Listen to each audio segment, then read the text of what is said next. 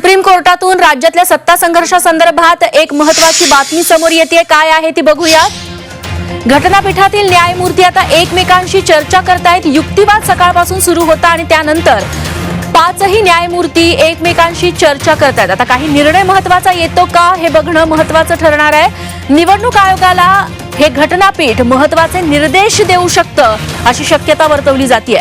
आयोगाला सुनावणी घेण्याचे निर्देश दिले जाऊ शकतात। जर हे निर्देश दिले गेले तर ठाकरे गटासाठी हा धक्का असेल। जर केंद्रीय निवडणूक आयोगाला दिलेली स्थगिती कायम ठेवली तर तो शिंदे गटासाठी धक्का ठरू शकतो। सध्या युक्तिवाद झाल्यानंतर पाच न्यायमूर्तींचं हे घटनापीठ आहे, त्यामुळे हे पाचही न्यायमूर्ती या युक्तिवादावरती आता चर्चा करतायत आणि पुढच्या काही वेळामध्ये ते निर्णय देऊ शकतात। केंद्रीय निवडणूक आयोगाला सुनावणी घेण्याचे निर्देश दिले जाऊ शकतात अशी शक्यता जाणकारांनी वर्तवलेली आहे। घटनापीठातील न्यायमूर्ती एकमेकांशी चर्चा करून याबद्दल निर्णय घेऊ शकतात। शिवसेना पक्ष आणि पक्ष चिन्हाबाबत याचिका दाखल करण्यात आलेली होती। शिवसेना पक्ष कुणाचा, पक्ष चिन्ह नेमकं कुणाचं, हा वाद कोर्टात पोहोचलाय आणि यासंबंधीच आज दिवसभर मॅरेथॉन युक्तिवाद झाला, चर्चा झाली आणि हा युक्तिवाद संपल्यानंतर आता न्यायमूर्तींमध्ये चर्चा सुरू आहे। रामराजे शिंदे आमचे प्रतिनिधी आता आपल्या सोबत आहेत। रामराजे, सध्या न्यायमूर्तींमध्ये चर्चा सुरू आहे अशी माहिती मिळते, तुमच्याकडे काय अधिक तपशील? बिलकुल, खरं तर यापूर्वी रिजॉइंडर देण्यात आला होता, म्हणजे की जेव्हा पहिल्यांदा अगोदर दोन्ही बाजू मांडल्या जातात त्यांना पुन्हा एकदा आणखी आपली बाजू मांडण्याची जी आहे संधी दिली जाते आणि आता जे आहे ते न्यायमूर्ती जे आहे ते त्यांची चर्चा जी आहे ती सुरू आहे। आपल्या सोबत ऍडव्होकेट विशाल जोगदंड आहेत। आता पुढे काय होणार, म्हणजे की किती वेळ आणखी केस सुरू राहणार? आता रिजॉइंडर आर्ग्युमेंट सुरू आहेत, त्याच्यामध्ये लवकरच आता ऑर्डर पण दिल्या जाईल सुप्रीम कोर्टाकडून। तर आता आपल्याला त्याची वाट पाहणं गरजेचं आहे की ती ऑर्डर कुठली काय दिली जाते। तुम्ही 1-2 मिनिटं द्या, मी तुम्हाला ती ऑर्डर पण सांगेन। आता ती ऑर्डर डिक्टेट केली जाते कोर्टामध्ये। बिलकुल, आताची सगळ्यात मोठी बातमी म्हणजे की आता थोड्याच वेळामध्ये ऑर्डर येईल। राज पटेल जी काय किती वेळात ऑर्डर येऊ शकते? आता जे डिक्टेशन देतील ऑर्डरला, आता ऑर्डरसाठी ते आपापसात डिस्कशन बर बर महत्वाचा मुद्दा म्हणजेच की या संपूर्ण आता ऑर्डर मध्ये कोणते मुद्दे आता ऑर्डर मध्ये कोणते मुद्दे येऊ शकतात? एकनाथ शिंदे यांना दिलासा मिळालेला आहे। दिलासा मिळतोय का एकनाथ शिंदे यांना, का उद्धव ठाकरे यांना दिलासा मिळतोय? काय चर्चा सुरू आहे? आता सध्या सुप्रीम कोर्टचे जे जजेस आहे, जे घटनापीठ आहे, आता ते घटनापीठ या सर्व गोष्टीकडे विचार करत आहे आणि विचार करून ते आता त्याच्याबद्दलचा निकाल जाहीर करतील। अजून तरी असं काही निकाल आलेला नाहीये, अजून डिक्टेशन वगैरे काही झालेलं नाहीये अजून त्याचं। बर, अच्छा। परंतु दुसरा जो मुद्दा आहे की निवडणूक आयोगाची जी प्रक्रिया आहे, कार्यवाही जी आहे, ती कार्यवाही तसेच सुरू ठेवावी, कारण थोडंसं थांबवते, एक महत्त्वाची बातमी समोर येते। निवडणूक आयोगाच्या कार्यवाहीला स्थगिती नाही अशी महत्त्वाची माहिती समोर येते। घटनापीठाचा स्थगिती देण्यास नकार आहे अशी माहिती सध्या समोर येते। निवडणूक आयोगाच्या कार्यवाहीला स्थगिती देण्यात आलेली नाही। सुप्रीम कोर्टाने हा महत्त्वाचा निर्णय घेतलेला आहे। घटनापीठानं स्थगिती द्यायला नकार दिलेला आहे, त्यामुळे शिंदे गटासाठी ही मोठी बातमी म्हणायला हवी, दिलासादायक अशी। रामराजे, याबद्दल काय अधिक तुमच्याकडे तपशील आहेत? कारण शिंदे गटासाठी दिलासा, ठाकरे गटासाठी हा धक्का ठरू शकतो।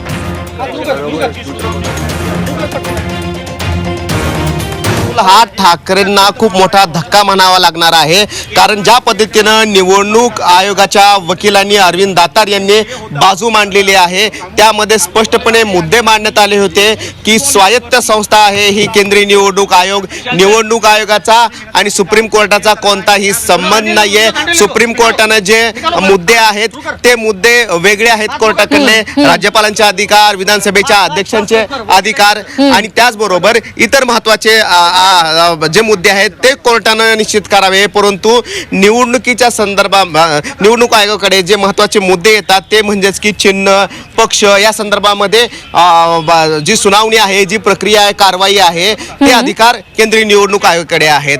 काय स्पष्टता आहे का? अजून पूर्ण ऑर्डर आली नाही. पूर्ण ऑर्डर आल्यानंतर ते स्पष्ट चित्र होऊन जाईल. बर, परंतु जे युक्तिवाद चालला होता सकाळपासून आतापर्यंतचा, तर त्यामध्ये महत्त्वाचा मुद्दा हाच होता की निवडणूक आयोगाकडे हे संपूर्ण प्रक्रिया जी आहे ती सुरू राहणार की नाही, आणि त्याच्यावर अरविंद दातार यांचे कोणते ठोस मुद्दे होते? अरविंद दातार यांनी जे इलेक्शन कमिशन आहे त्याच्या फंक्शनिंग संदर्भात आणि त्यांच्या न्यायिक अधिकार क्षेत्रासंदर्भात आर्ग्युमेंट केली होती. त्याचबरोबर त्यांनी हेही सांगितलं होतं की हा मुद्दा वेगळा आहे, हा मुद्दा इलेक्शन कमिशन समोर डिसाईड होऊ द्या आणि हे मॅटर चालूच राहील. त्या संदर्भात त्यांनी आर्ग्युमेंट केली होती. आज हे बघायला मिळालेलं आहे की इलेक्शन कमिशनच्या जे पिटिशन संदर्भ म्हणजे इलेक्शनच्या संदर्भात जो फाईल होता त्यावर मात्र न्यायालयाने निकाल दिलेला आहे. बरोबर आहे, परंतु यामध्ये आता ही जी प्रक्रिया आहे म्हणजे की एकीकडे सुप्रीम कोर्टामधली प्रक्रिया सुरू राहणार सुनावणीची, आणि दुसरीकडे निवडणूक आयोगाची पण सायमल्टेनियसली प्रक्रिया सुरू राहणार आहे का? बिलकुल, जी प्रोसिडिंग सुरू राहिल्यानंतरच त्यावर निर्णय इलेक्शन कमिशन देऊ शकतं. त्यामुळं एक प्रकारे एकनाथ शिंदे यांना दिलासा मिळाला असं म्हणता येईल, कारण की एकनाथ शिंदे यांनी फाईल केला होता की ही प्रोसिडिंग सुरू राहावी. त्याचबरोबर हे मॅटरही सुरू राहील. इलेक्शन कमिशनच्या वतीनं सुद्धा फाईल होता, त्यांनी सुद्धा आर्ग्युमेंटमध्ये असं म्हटलं होतं की ही फंक्शनिंग इलेक्शन कमिशनची चालू राहू द्या किंवा प्रोसिडिंग चालू राहू द्या, त्यांचा निर्णय येईपर्यंत ती थांबवण्यात येऊ नये असं मान्य न्यायालयासमोर सांगण्यात आलं होतं. त्याचबरोबर त्यांनी हेही सांगितलं की सायमल्टेनियसली दोन्ही प्रक्रिया सुरू राहू द्या. त्यात इलेक्शन कमिशनच्या वतीनं सुद्धा सांगण्यात आलं होतं. ते कुठंतरी एकनाथ शिंदे यांना दिलासा मिळाला असं प्रथमदर्शनी वाटतं. अच्छा, परंतु दोन्हीकडून म्हणजे की ठाकरे गटाकडून विरोध करण्यात येत होता आणि त्यांचं म्हणणं होतं की एकत्रित ही सुनावणी घ्यावी आणि सुप्रीम कोर्टामध्ये जोपर्यंत निश्चित होत नाही तोपर्यंत निवडणूक आयोगाकडे जाऊ नये अशी जी मागणी होती ती कोणत्या कारणामुळे फेटाळली असं वाटतंय? कारण आता काय की स्थगिती वारंवार देण्याची मागणी होती आणि यापूर्वी सुद्धा सुप्रीम कोर्टानं महिनाभर किंवा 1.5 महिना 2 ते 3 वेळेस स्थगिती दिली निवडणूक आयोगाच्या प्रक्रियेला. आता मात्र दिली नाहीये. कोणते मुद्दे होते की जे पटलेले आहेत कोर्टाला? कॉन्स्टिट्यूशन अथॉरिटी आहे एक इलेक्शन कमिशन ऑफ इंडिया, ती स्वतः त्यांच्याकडं फंक्शनिंगची आणि कमिशन संदर्भाची पॉवर आहे. ते मान्य न्यायालयासमोर मांडण्यात त्यांना यश मिळालं. इलेक्शन कमिशनच्या वतीनं सुद्धा सांगण्यात आलं होतं की आम्ही सायमल्टेनियसली हे मॅटर, त्याचबरोबर त्या मॅटरमध्ये जी फंक्शनिंग आहे, जी प्रोसिडिंग आहे ती न्यायालयातही सुरू राहील आणि इलेक्शन कमिशन समोरची जी प्रोसिडिंग आहे ती तिथंही सुरू राहील असा युक्तिवाद सुद्धा करण्यात आला होता.